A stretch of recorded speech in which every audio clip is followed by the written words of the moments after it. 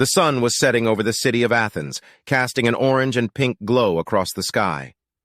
Socrates sat alone in his small house, lost in thought.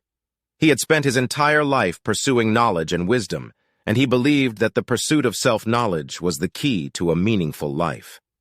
As he sat there, he reflected on his teachings and the many students he had taught over the years.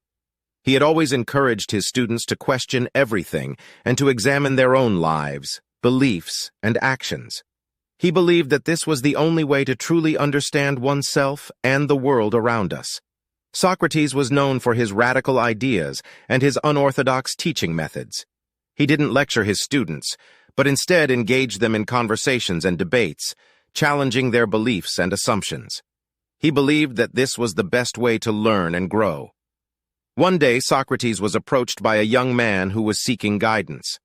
The man had recently lost his father and was struggling to find meaning in his life. Socrates listened patiently as the young man poured out his heart. After the young man had finished speaking, Socrates looked at him and said, "The unexamined life is not worth living." The young man was confused. "What do you mean?" he asked. Socrates explained that life is a journey of self-discovery, and that without reflection and examination we are merely going through the motions.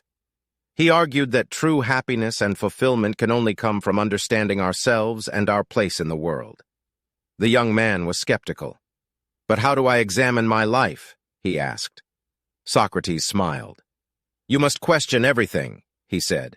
"Question your beliefs, your actions, and your motivations. Ask yourself why you do what you do and what you truly believe in. Only then can you begin to understand yourself and the world around you." The young man nodded, and Socrates continued. "And remember, the journey of self-discovery is a lifelong one.